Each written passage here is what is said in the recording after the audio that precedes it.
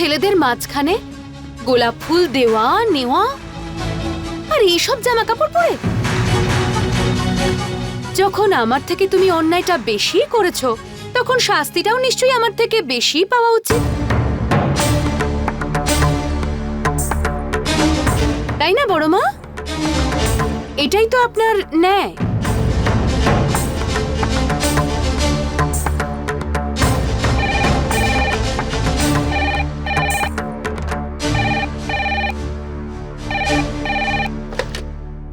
Hello, এই যে বৌদি, দিদি বলছি। তোমাদের বৌমাকে টিভিতে দেখলাম, মনেই হচ্ছিল না ঘরের বউ, একদম অন্যরকম। 1 মিনিট ধরুন আন্টি। আপনি হয়তো বড় মায়ের সঙ্গে কথা বলতে চান, আমি এক্ষুনি কথা বলাচ্ছি। 1 মিনিট। বড় মা, ওই কর্মকার আন্টি ফোন এসেছে, আপনার সাথে কিছু কথা বলতে চায়।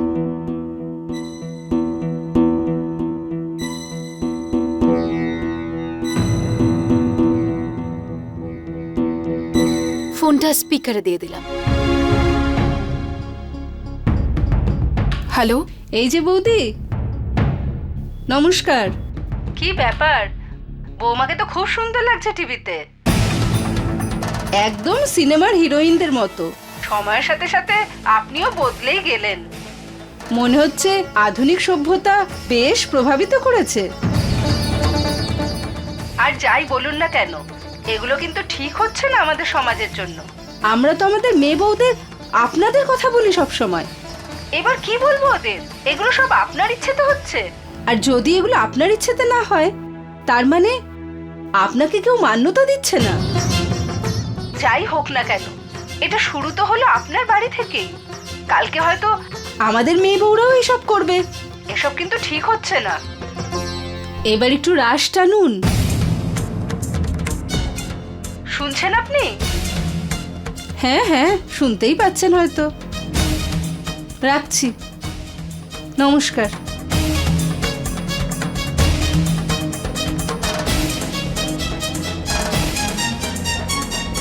জানি না সেদিন টিভিতে ওকে আর কে কে দেখেছে। সন্তোষ, ঘনশ্যাম ঠিকই বলেছিল, ও অনেক দূর পর্যন্ত ভেবে রেখেছে। পড়াশুনোর এইরকম ফল আমাদের জন্য ঠিক নয়, আমাদের বাড়ির জন্যও নয়, না আমাদের সমাজের জন্য। বাবা, প্রথমে তো কথাগুলো শুধু বাড়ির মধ্যেই ছিল, এখন তো দেখছি সমাজেও ছড়িয়ে গেল। আমরা তো দেখছি আর কাউকে মুখই দেখাতে পারবো না।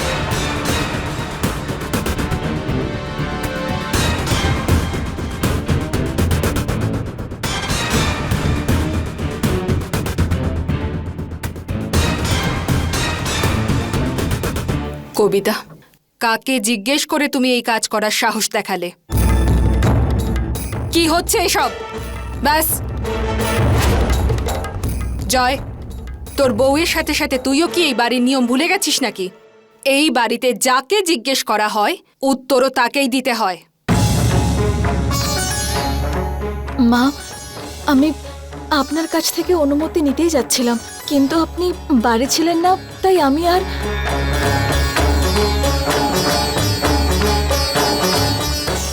মা, কারণ যাই হয়ে থাক না কেন, আমি মানছি যে আমার দ্বারা ভুল হয়েছে। মা, তুমি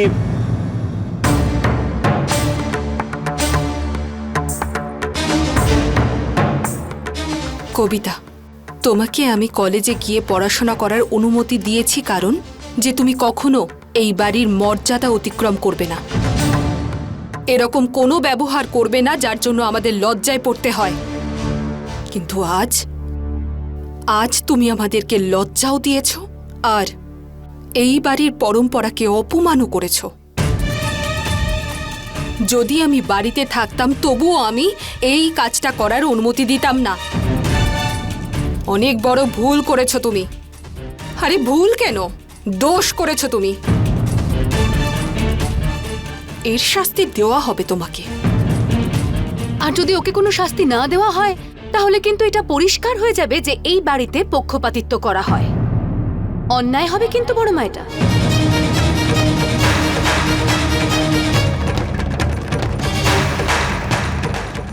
মা, আপনি আমায় যে শাস্তি দেবেন আমি মাথা পেতে নিতে রাজি আছি।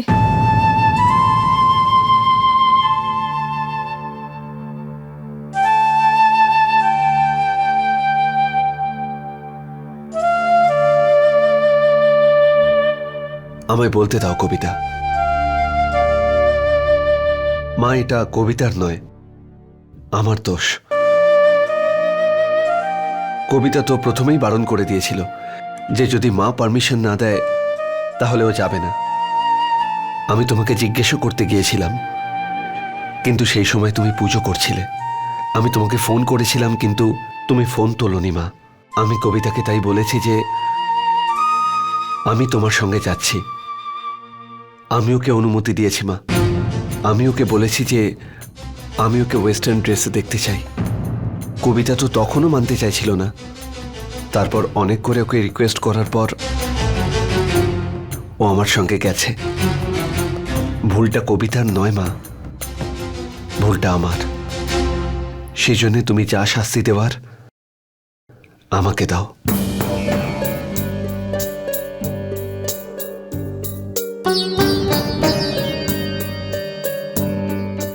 বইয়ের আঁচল ধরে চলা ছাড়া দেখছি ঠাকুরপোড়ার কোনো কাজ নেই, বুঝলে? কিন্তু তুমি কেন চুপ করে আছো বলো তো? আরে তুমি তো ওর দাদা হও, এই বাড়ির একজন সদস্য, বলো না কিছু। বলছি জেঠু, অনেকদিন থেকেই তোমাকে একটা কথা বলতে চাইছিলাম। আমাদের চেনা জানা সবাই আমাকে জয়ের ব্যাপারে অনেক আজে বাজে কথা বলছে। এই যে জয় রোজ কবিতাকে কলেজে দিয়ে আসতে যায়, তারপর আবার ওকে নিয়ে আসতে যায়। সারা দিন রাত ওর আগে পেছনে ঘোরার জন্য ও সমস্ত কাজবাজ ছেড়ে দিয়ে কলেজে একটা ছোট্ট ক্যান্টিন খুলে বসে থাকে। তুমি জিজ্ঞেস করো আদেশদাকে, জিজ্ঞেস করো।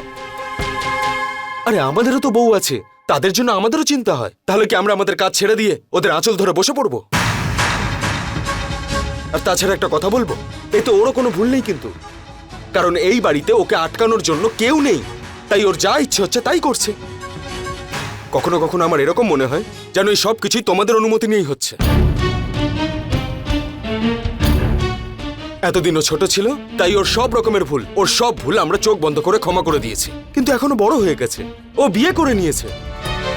শিখা যখন কোনো ভুল করে ওকে তো শাস্তি দিয়ে দাও তুমি, আমি কিছু বলতে গেলে আমাকে বকে দাও তুমি। না জেঠু, এখন তো আমারও মনে হচ্ছে যে এখানে এই বাড়িতে দুটো আলাদা আলাদা নিয়ম রয়েছে, দুটো আলাদা মানুষের জন্য।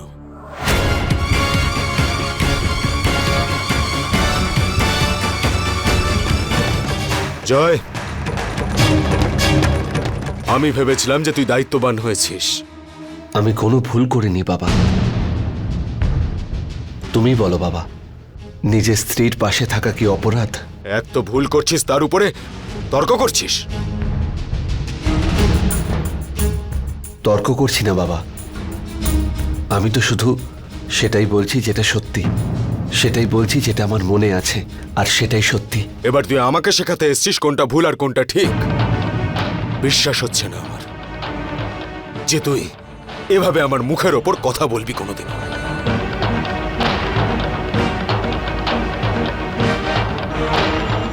বলছি যে চন্দন যে কথাগুলো বলছে সেগুলো একদম ঠিক বলছে। ভুলটা আমাদেরই হয়েছে, কারণ এই বাড়িতে যা কিছু হচ্ছে আমাদের ইচ্ছা অনুযায়ী হচ্ছে। আরে আমরা ওকে ছোট ভেবে ভালোবাসা দিয়েছিলাম, ছাড় দিয়েছিলাম, আর সেটারই সুযোগ নিচ্ছে এখন ওরা। এই বাড়িতে যত যা সিদ্ধান্ত নেওয়া হয় সেগুলো আমরা বড়রা মিলে নিয়ে। তাহলে তুই কি করে কবিতাকে অনুমতি দিয়ে দিলি? হ্যাঁ, তার মানে এটাই হচ্ছে যে তুই নিজের চোখের সামনে নিজের বউকে ছাড়া আর কাউকে দেখতে পাচ্ছিস না। যদি তুই ভুল করে থাকিস তাহলে তোর বউও সেই অপরাধে সমান অংশীদার। যদি তুই ভুল করে থাকিস তাহলে ও তোকে সাহায্য করেছে সেই ভুল করতে। কবিতা, যখন কলেজে যাওয়ার ইচ্ছা তোমার ছিল না, তখন জয়ের কথা শুনে এরকম জামা কাপড় পরে কেন কলেজে গেছিলে তুমি? কেন গেছিলে?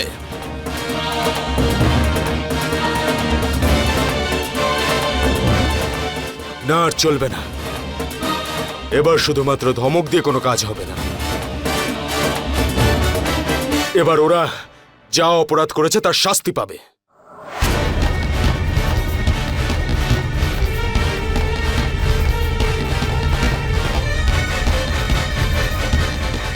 জয়, ঠিক বলেছেন তোমার বাবা। যখন ভুলের সীমা অতিক্রম করা হয় তখন শাস্তি পাওয়াটাও দরকার।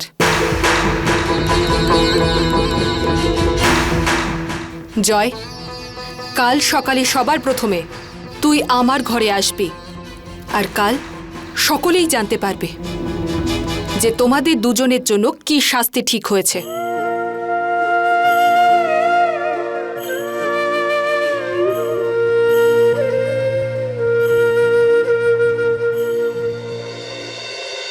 আমি এই সিদ্ধান্ত নিয়েছি যে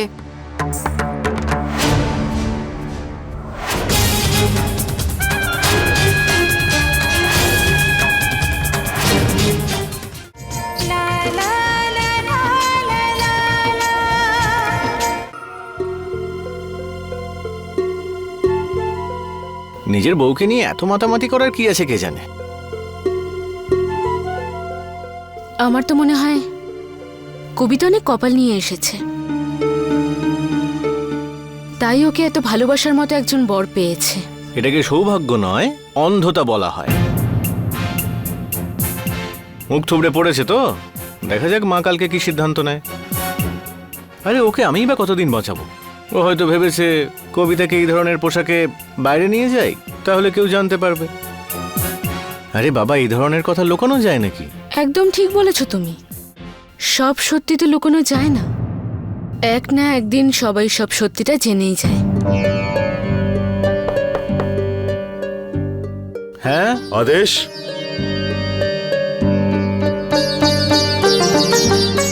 বাবা এসো না, ভেতরে এসো।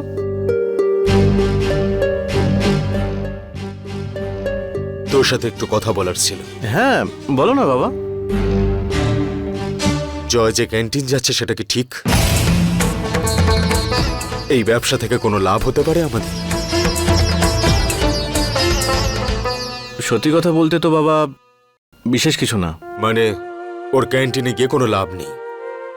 আদেশ, এই ব্যবসার প্রতি তোর জ্ঞান কিন্তু অনেক।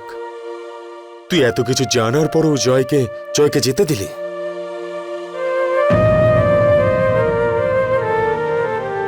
আমার তো মনে হচ্ছে যে ব্যবসাতে ক্ষতি হলেও ও লুকিয়ে যাচ্ছে আমার কাছ থেকে।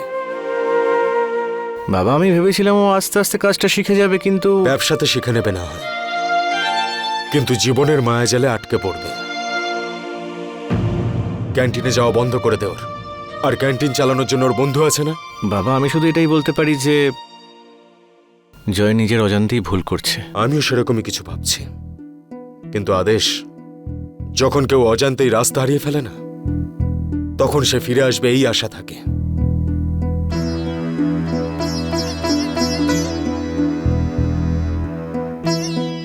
কিন্তু যখন কেউ জেনে বুঝে নিজের সজ্ঞানে রাস্তা হারায়, তখন সে আর ফিরে আসতে পারে না।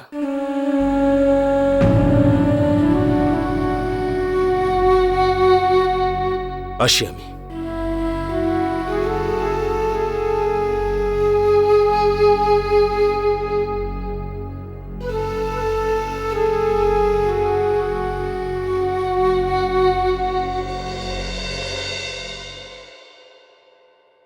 কবিতা, কোনো চিন্তা করো না।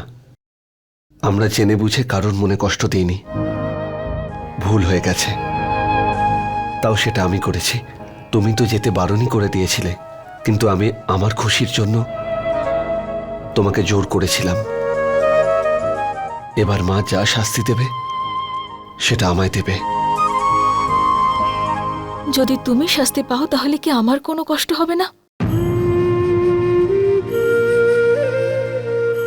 এমনিতেও দোষটা তো আমারই, যেখানে আমি জানতাম যে ওয়েস্টার্ন ড্রেস পরা এই বাড়ির নিয়মের বিরুদ্ধে। তোমাকে আমি এই নিয়ে বললামই বা কেন? তোমার মনে হয়েছিল আমি যদি রোজ ডেতে পার্টিসিপেট করি তাহলে আমি খুব আনন্দ পাবো, সেই জন্য তুমি আমায় জোর করলে। আমার জন্য তোমাকে বকা খেতে হলো। আমার জন্য মা কত কষ্ট পেলেন। আমি ভাবতে পারিনি যে এই ছোট বিষয়টা তো।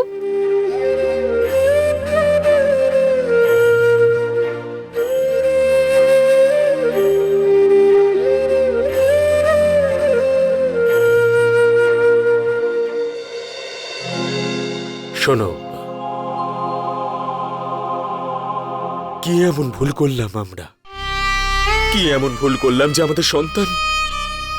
এরকম ভাবে বলো না। না গো না, ভুল তো একটা হয়েছেই। আর জয়ের চোখে যে পর্দা রয়েছে তার পেছনে একটাই মাত্র কারণ অতীতে আমি নিজের চোখ বন্ধ করেছিলাম। বলছি যে আমি জয়কে সঠিক পথ দেখাতে পারলাম না। না না, এরকমটা নয় যে তুমি ওকে সঠিক পথ দেখাওনি, কিন্তু সেই পথে হাঁটা এটা তো ওরও ধর্ম, তাই না? আমাদের সন্তান বড় হয়ে গেছে এখন। আমার মনে হয় যে ও নিজের জীবনের সিদ্ধান্ত নিজেই নিতে পারছে। আরে আমি তো বলবো যে নিশ্চয়ই নিক সিদ্ধান্ত, কিন্তু এই বাড়ির মান সম্মান বজায় রেখে। ওদের এই বাড়ির নিয়ম আর মর্যাদা রক্ষা করা নতুন করে শিখতে হবে, যেটা ওরা ভুলে গেছে। আর এতে আমি মোটেই আনন্দিত নই। একজন মা হয়েও আমি জয়ের জন্য এরকম ভাবছি, কিন্তু এটা ওর ভালোর জন্যেই। আমাকে আমার জয়ের জন্য শাস্তি ঠিক করতে হবে। বলছি যে আমাদের যা সিদ্ধান্ত নিতে হবে সেটা অনেক ভেবেচিন্তে নিতে হবে। এটা শাস্তি নয়, কিন্তু এটা একটা শিক্ষা হবে।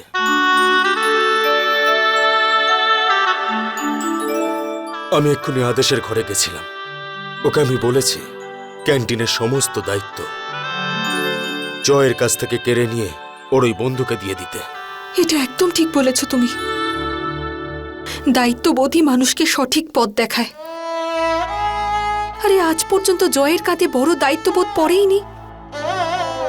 আমাদের জয়ের জন্য এরকম কিছু ভাবতে হবে, যেখানে প্রত্যেকটা বিষয়ে ওরই দায়িত্ব থাকবে, ক্ষতিতেও এবং লাভেও। একা যখন সামলাবে তখন লড়াই তো করতেই হবে, কিন্তু একদিন যখন নিজেকে ও শুধরে নেবে তখন আর কোনো ভুল করবে না ও। সত্যি একদম ঠিক ভেবেছ। আমি এই সিদ্ধান্ত নিয়েছি যে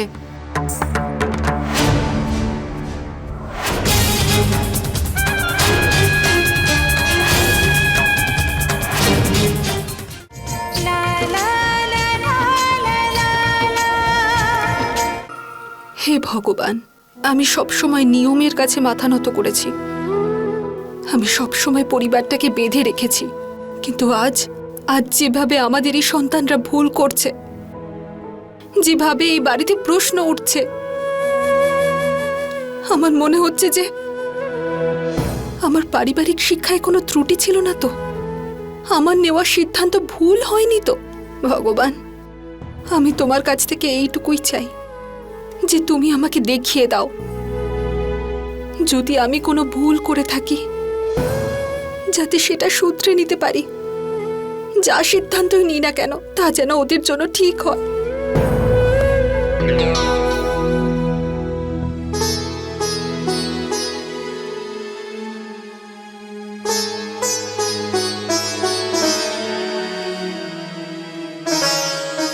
ছোটরা তো ভুল করেইছে, কিন্তু ওদের থেকেও বড় ভুল তুমি করছো। মা, আমার এখনো মনে আছে কত ছোট ছিলাম যখন এই বাড়ির বউ হয়ে এসেছি। নিজের মাকে তো আর মনেই পড়ে না। সবকিছু আপনিই শিখিয়েছেন আমাকে। আপনি সবসময় আমাকে সাহস জুগিয়েছেন, আমাকে সঠিক পথ দেখিয়েছেন। নিজের উপর, নিজের সিদ্ধান্তের উপর আপনি আমাকে বিশ্বাস রাখতে শিখিয়েছেন। কিন্তু মা, আজ জয় আর কবিতা যা করেছে, ওদের কাছ থেকে আমি এটা আশা করিনি। এই কাজটা করার আগে একবারও ওরা ভাবলো না যে রাতারাতি পোদ্দার পরিবারের নাম কতটা খারাপ হবে, বাড়ির সবাই কি ভাববে। মা, নিজেদের লোককে শাস্তি দিয়ে কষ্টই হয়। আমি জানি যে এবার সিদ্ধান্ত নেওয়াটা খুব কঠিন, তার থেকেও কঠিন মোহ ত্যাগ করা। কিন্তু কিন্তু তোমাকে কুমোরের মতন কলসিকে ভেতর থেকে ধাক্কা দিতে হবে, যাতে সেটা সঠিক আকার নিতে পারে। তুমি এটা ভেবো না যে এটা শাস্তি, বরং তুমি এটা ভেবো যে তুমি জয় আর কবিতার জীবনটাকে সাজাচ্ছ। এটাই তোমার কর্ম, একজন মায়ের কর্ম, একজন শাশুড়ির কর্ম।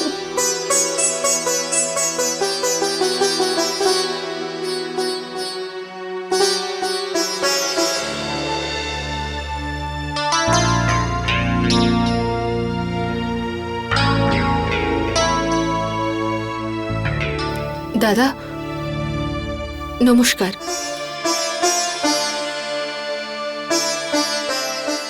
ধন্যবাদ দাদা, আমার শুধু এটুকুই জানানোর ছিল আপনাকে।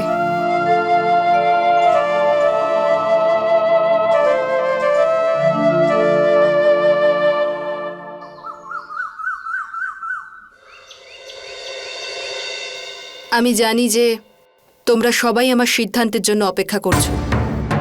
অনেক বিচার বিবেচনা করে বাড়ির বড়দের ইচ্ছায় আমি এই সিদ্ধান্ত নিয়েছি যে